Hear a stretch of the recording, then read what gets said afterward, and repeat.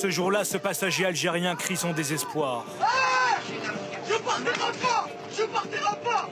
L'homme doit quitter la France, mais il s'y oppose fermement. Scène symbole de la difficulté d'appliquer les éloignements forcés qui, depuis 10 ans, n'ont jamais été aussi élevés. Mais en réalité, moins de 20% des étrangers concernés sont renvoyés chez eux. Pourquoi un chiffre si bas? Comment fonctionnent les reconduites à la frontière? Avec quels obstacles opérationnels, juridiques et diplomatiques? Plongé au cœur de la politique d'expulsion à la française. Ce matin-là, à Roissy-Charles de Gaulle, ce Sud-Américain passe ses dernières heures en France. Arrivé sans argent et sans billet retour, il doit quitter le territoire sur décision de justice. Des opérations qui nécessitent d'importants effectifs policiers. Vous savez pourquoi vous êtes là aujourd'hui? Pour que vous m'expulsiez? Oui, aujourd'hui vous rentrez chez vous avec 2 policiers français. D'accord? Pas de problème? Vous restez tranquille? Dans cette salle d'embarquement, des Maliens, des Afghans, des Tunisiens. Tous ont le choix, être escortés jusqu'à l'avion et voyager seuls. Et pour les 30% qui refusent, être escortés pendant tout le voyage par 2 fonctionnaires de la police aux frontières. Là, vous vérifiez quoi exactement dans les chaussures, par exemple? Des lames. Des lames de rasoir? Des lames de rasoir.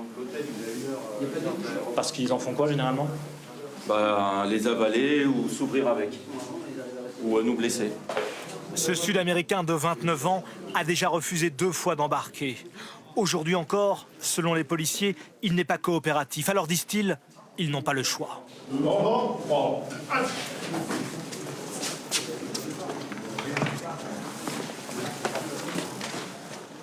Ses bras et ses jambes sont entièrement entravés. Pour éviter qu'il ne se rebelle et qu'il ne se blesse, ou qu'il blesse les fonctionnaires ou les passagers.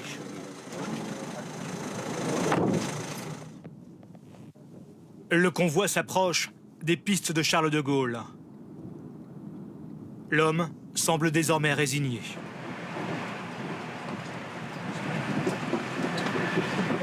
Entouré d'une dizaine de policiers, avec l'accord du pilote et avant que les passagers n'arrivent à bord, le Sud-Américain est embarqué de force. Embarquement passager? Lui et son escorte prennent place au dernier rang. Ce coussin orange a été installé sur l'écran vidéo devant lui pour éviter qu'il ne se frappe la tête et ne se blesse. Là, vous allez le détacher? Après le décollage. Après le décollage, vous le détachez? Après, tout dépend comment il va se comporter. Toujours pareil. S'il reste agité après le décollage, on va le maintenir jusqu'à temps qu'il se détende. Aujourd'hui, tout se déroulera dans le calme.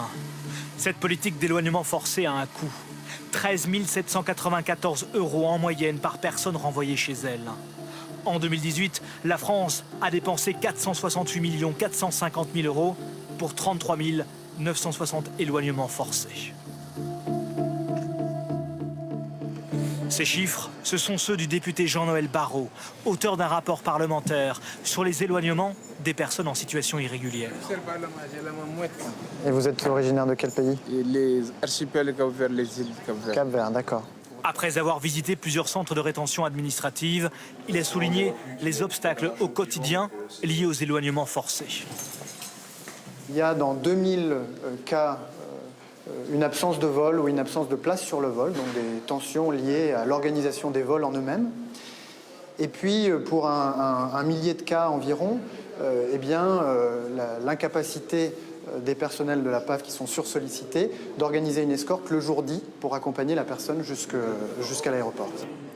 Mais le député souligne aussi les failles diplomatiques qui rendent souvent impossibles les éloignements forcés. Pour les renvoyer, il faut obtenir un laissez-passer consulaire délivré par leur pays d'origine. Nous sommes à l'ambassade d'Albanie. Chaque mois, à la demande des préfectures, le consul signe une centaine de ces laissez-passer, un formulaire à signer, pour que les Albanais qui doivent quitter la France puissent le faire. L'Albanie est considérée comme une bonne élève par la France, mais d'autres pays traînent les pieds pour récupérer leurs ressortissants. Le Maroc, l'Algérie, la Tunisie, le Mali, le Sénégal, la Côte d'Ivoire et la Guinée. Le président de la République en a pourtant fait un combat diplomatique avec des mesures de rétorsion. J'ai nommé un ambassadeur en charge de l'immigration et des négociations avec les pays. Et j'ai dit à tous les pays, je ne délivre plus de visa. Une menace en partie entendue. En 2 ans, le taux de délivrance des laissez-passer consulaires est ainsi passé de 36% à 58%. Outre ces freins diplomatiques, il y a aussi les erreurs de procédure. Maître Navy est spécialiste du droit des étrangers à Lille. Il traque les vices de procédure dans les obligations de quitter le territoire français pour les faire annuler. Bonjour monsieur, vous me suivez? Aujourd'hui, il défend ce jeune homme albanais, mais aussi un Moldave et 2 Irakiens en procédure d'éloignement. Et après 2 heures d'audience, la juge annule les reconduites du Moldave et de l'Albanais. Pour l'un des dossiers, le préfet avait considéré que l'étranger n'avait pas demandé de titre de séjour alors qu'on pouvait prouver qu'une demande avait été faite par recommandé. Le préfet aurait dû en parler éventuellement pour la rejeter, mais il ne l'a pas fait. Et pour le deuxième dossier, le préfet a transmis comme document un justificatif qui concernait un autre étranger. Une erreur dans les papiers, une irrégularité de procédure, et donc le juge a annulé la décision.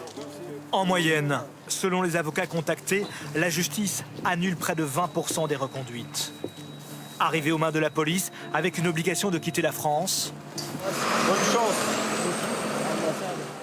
Les 2 jeunes hommes repartent libres dans les rues de Lille. Mais s'ils n'obtiennent pas un titre de séjour, au prochain contrôle, ils feront de nouveau l'objet d'une reconduite à la frontière.